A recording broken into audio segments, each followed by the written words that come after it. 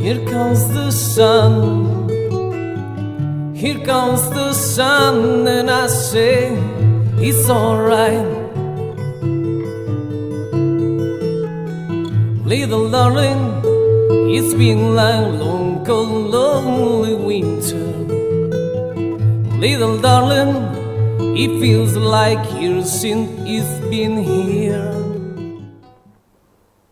Benvenuti ancora una volta a parlare appunto dei miei libri cartacei, delle mie pubblicazioni. E questo quarto libro, che in realtà poi è stato il primo che ho pubblicato nel 2022, dei 4 che abbiamo già visto, riguarda appunto questo, che è La città beata, ed è il mio libro aforistico, il mio libro poetico, filosofico, che ho pubblicato sempre con You Can Print e che insomma mi ha particolarmente impegnato dal punto di vista emotivo e insomma adesso vediamo un po' di che cosa si tratta. Anzitutto nella parte della copertina, perché la grafica l'ho curata io, così come ho curato le grafiche di tutti gli altri libri, sebbene poi abbiamo ricordato la collaborazione in un libro, quello dei Candelieri, di una terza persona, per la copertina, per la foto di copertina.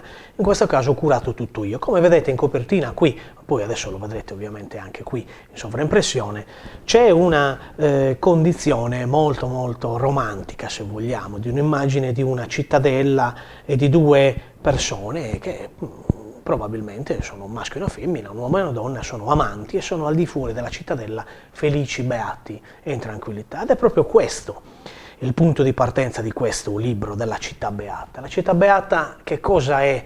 È sia un luogo astratto, filosofico, poetico, ma è anche un luogo reale. La città beata potrebbe essere ognuno di noi, o potrebbe essere solo una o poche persone rispetto a noi, magari che non siamo beati, felici, contenti, non abbiamo raggiunto quell'equilibrio che ognuno di noi agogna. Ecco che quindi entriamo in queste tematiche. Ed è la storia appunto suddivisa in ambito aforistico assertivo, enumerata per ogni aforisma o meditazione o pensiero, dove appunto c'è la scoperta di questa città e nello specifico di 5 palazzi importanti di questa città, e che sono prevalentemente questi. Uno è il Palazzo dell'Amore, uno è il Palazzo della Cultura, un altro è il Palazzo del Sapere e dell'Arte, quindi insomma, poesia, filosofia, musica, simboli. L'altro è il Palazzo dell'Essere ed Esistere e l'altro è il Palazzo di Dio. Ecco che sono quindi dei palazzi da visitare, dove in ogni stanza, in ogni luogo, c'è una specifica linea meditativa, di pensiero, aforistico-assertiva. E il libro appunto, magari insomma, adesso vi leggo anche qualche piccola traccia, ma poi vi invito ovviamente a trovarlo e a chiederlo, a richiederlo. E anche questo lo potete richiedere, questo libro, su ogni store digitale, da You Can Print a Amazon, La Feltrinelli, Mondadori, Rizzoli, store, insomma ovunque potrete chiederlo e averlo, e i costi sono veramente esigui, veramente esigui. E appunto entriamo nel merito di questo, ecco che nel primo Palazzo dell'Amore, per esempio, nel primo verso si dice per esempio questo, insomma l'autore di questo libro. Dell'amore si può dire ogni cosa, benché non è paragonabile a quel che l'amore stesso dirà di noi nel domani. Dell'amore ci seduce il suo carattere sognante, eppure non c'è niente di più meraviglioso della realtà di sapersi amati. Dell'amore è lecito bearsi e scoprirsi come fossimo nati ancora una volta, eppure sfugge quanto sia necessario ritrovarsi e comprenderci l'un l'altro intanto che amiamo. Dell'amore sapremo tutto ciò che ci è dato di sapere amando, ma non tutte le lacrime dell'amore stesso, che vive e regna nel nostro io più profondo. Ecco quindi che l'ingresso di questo libro è esattamente meditativo. Non è solo aforistico assertivo, non è una condizione in cui una sentenza deve delineare un confronto tra il lettore e l'autore, dove si chiede se il lettore sia d'accordo o in disaccordo.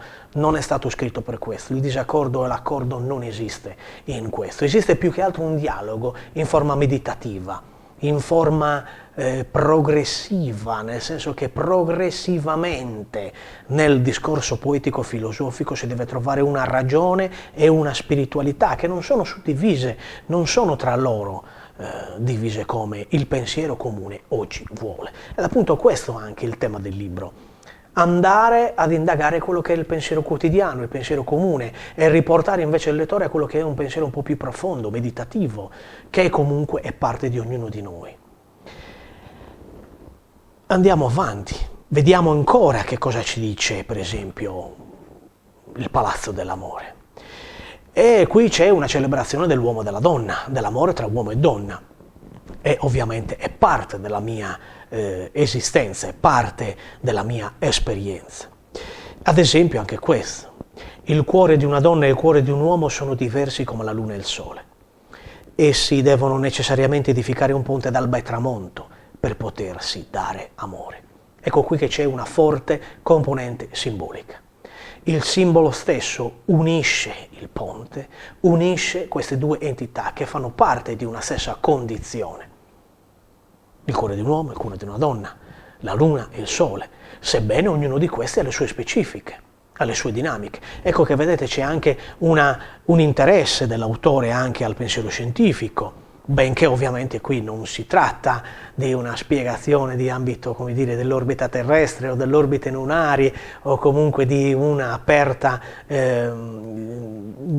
un modo così di indagare il cosmo, ovviamente non è la mia branca di competenza, ma la branca di competenza poetica permette di utilizzare attraverso i simboli anche quelli che sono gli elementi che magari potrebbero essere solo utilizzati o potrebbero essere analizzati solo in altri ambiti, magari più scientifici. Questo è il potere della poetica e della filosofia.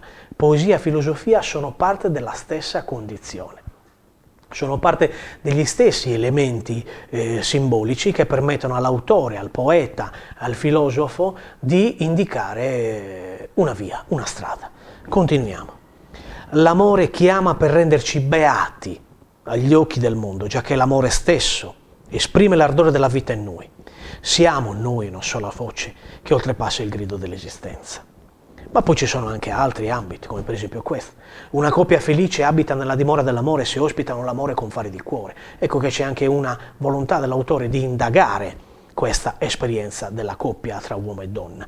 Ma c'è anche un'esperienza dell'amore, anche un amore spirituale, che non è diviso dall'amore anche carnale tra uomo e donna.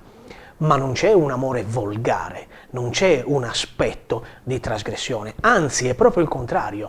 Qui si tende a riportare esattamente il ruolo dell'amore tra uomo e donna come un principale ed unico e forse, anzi indubbiamente, fondamento di una continua crescita che va anche in ambito spirituale, che porta anche al tema di Dio, per esempio. Quindi ecco ancora che l'autore di questo libro, me stesso, va oltre il pensiero quotidiano e il pensiero comune dove ogni cosa è suddivisa, messa in un cassetto, riportata ad una condizione dove la puoi controllare. Invece qui si dice apertamente che ti devi lasciare abbandonare ed entrare in condizione di capire nel profondo quell'aspetto, in questo caso dell'amore, ma anche negli altri palazzi. E adesso andiamo a visitare gli altri palazzi brevemente, ma poi tanto altro ancora in questo capitolo c'è e io quindi vi invito a leggerlo se siete interessati e se sarete interessati appunto ad avere questo libro.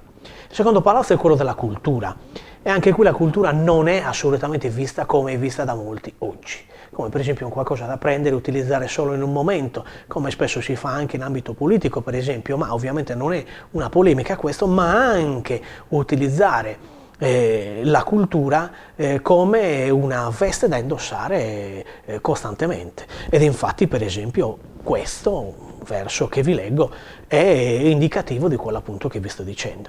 Non ci distaccheremo dall'approccio comune che ha la società con la cultura, ma non abbandoneremo, tradiremo il codice che abbiamo nel nostro io più profondo. Ecco quindi che questo spiega quale sia l'invito al lettore, a colui che vuole intraprendere il percorso di diventare uomo di cultura. Essere uomini di cultura, viene detto anche più avanti in un altro verso di questo libro, non significa odiare qualcos'altro, assolutamente no. Essere uomini di cultura significa comprendere ciò che fa parte nell'altro ambito, non esserne assolutamente schiavo e succube, non fermarsi a quella definizione, a quella accezione, a quel modo di vivere, no, che viene dato o dettato da altri. Quindi non esiste il pensiero unico, ma il poeta è libero, il poeta sa che non si deve imprigionare e niente lo può imprigionare.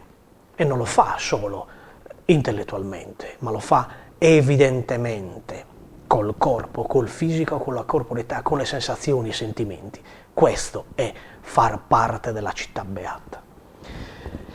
La cultura è sempre un effetto importante dove spesso io credo che viene utilizzata per la fama e il successo personale. Ed ecco che per esempio questo è indicativo. La cultura non è l'espressione della propria fama, ma è un rendersi partecipe del cammino stesso dell'essere umano, tra astratto e concreto.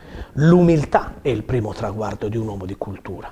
Ecco che quindi non è un elenco di cose eseguite per ostentarle, ma è un elenco di cose eseguite perché siano esperienza, siano esistenziali e anche spirituali.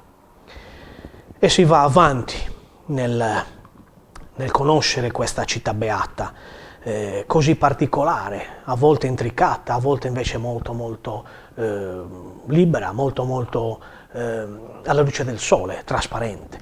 E il terzo palazzo è quello del sapere dell'arte, dove appunto qui si approfondiscono i termini artistici, ma anche quelli appunto della filosofia, della poesia, della musica, che sono parte anche del mio percorso esistenziale, sia di cantante che di cantautore. Ed ecco per esempio che il primo incipit, il primo indizio, il primo verso, la prima meditazione di questo capitolo è questa. Il fare che dimora in noi è il sapere che vive in noi. Immagine, somiglianza di quel che esprime Dio stesso e che si esprime in Dio stesso. Ogni cosa in Dio e da Dio è simbolo, misura del mettere insieme. Poi continua, e lo leggerete voi, anche questo fa capire quello che è il senso del libro. Ogni cosa è unita, ogni cosa si completa, ogni cosa è complementare con quella che viene scoperta dopo. È come avere un grande armadio dove ogni veste all'interno dell'armadio ha un suo ruolo e viene utilizzata sempre e comunque. Non c'è un rinnovo di abiti per buttare i vecchi dai nuovi. Questi abiti sono una parte che rinnova la giornata del poeta, del filosofo, del libro. E andiamo avanti. Se credi di aver ottenuto le chiavi del sapere e del successo grazie alla tua arte, sappi di non aver conquistato alcunché se non prima di aver conosciuto l'umiltà.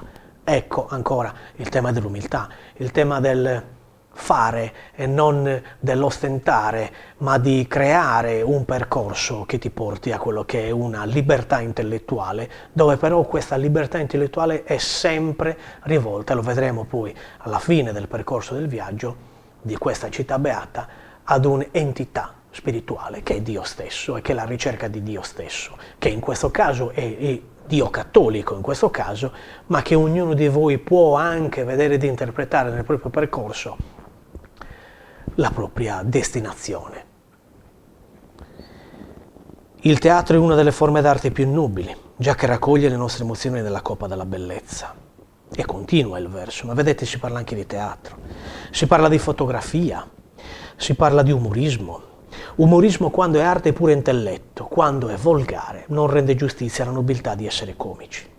Ma vediamo anche che si parla di danze, di musica, del nulla, del tutto e il nulla, concetti che vanno più a interessare un ambito filosofico.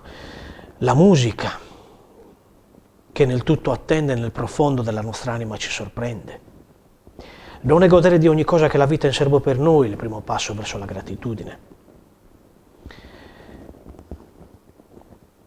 Filosofi, si parla anche di questo ambiente dove oggi l'aforisma viene visto come un qualcosa da inserire sui social, da prendere come se fosse un'aspirina, mi passa il mal di testa e tutto va bene. Non è assolutamente così. L'aforisma è una parte integrante di colui che ha scritto il libro, dello scrittore, che ne fa un codice, che ne fa una propria condizione comunicativa in figure retoriche, in simboli e in tutto quello che l'esperienza poetico e filosofica devono dire e non dire, che è questo un po' l'esperienza che mi accompagna da tanti anni. Ecco per esempio il cuore della filosofia si cela nei versi della poesia, affinché la parola sia forte dinanzi al vento della tristezza, dolce di fronte al respiro della gioia.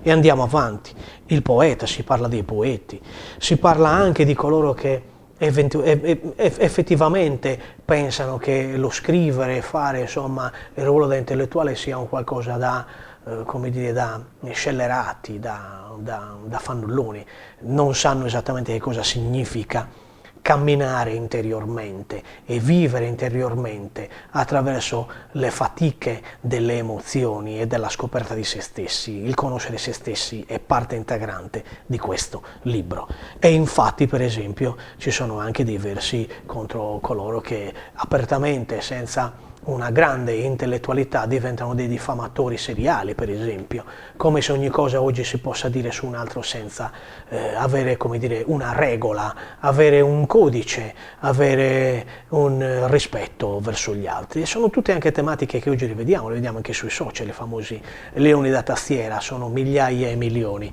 e questi sicuramente avranno, come dire, anche loro la loro ricompensa.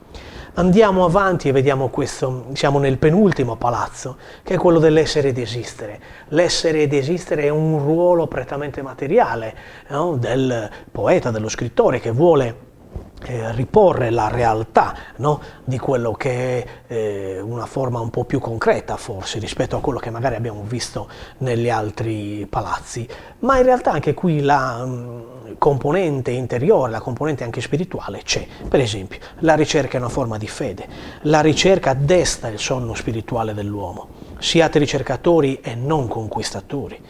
Oppure questo, il cammino di ognuno di noi si decide nel segreto, questa componente che ognuno di noi ha, che nessuno vede perché non la facciamo vedere agli altri, eppure lì facciamo tante decisioni.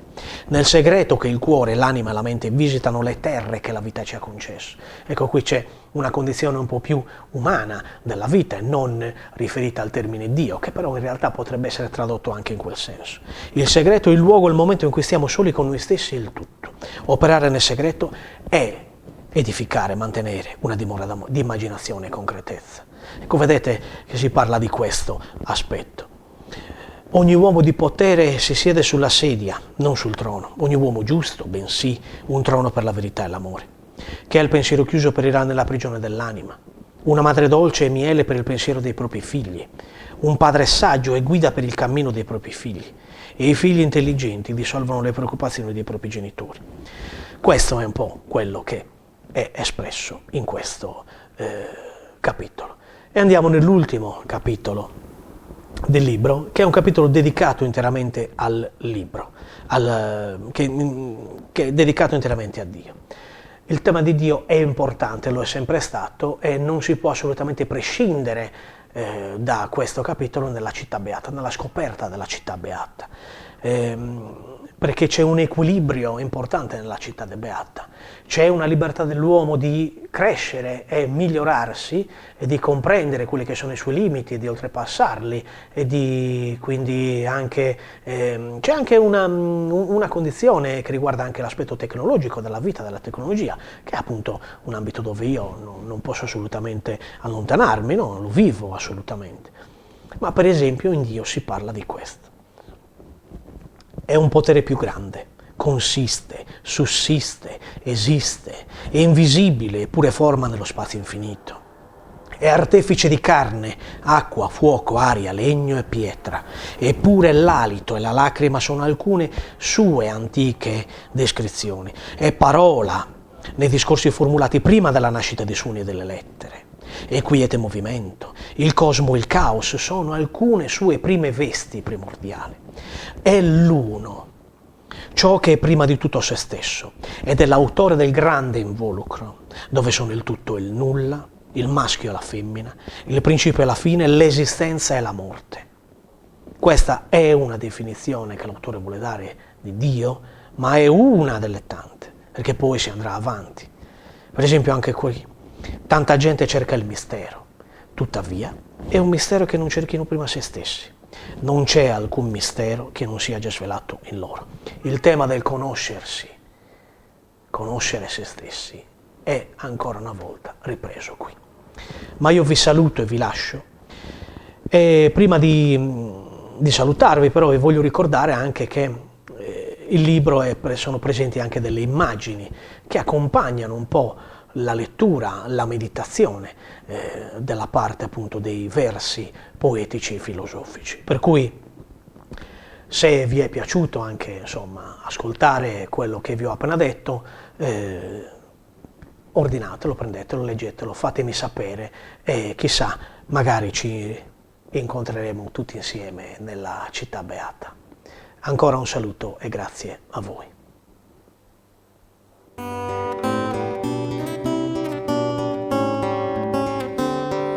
Blackbird singing in the night, take this broken wings to learn to fly.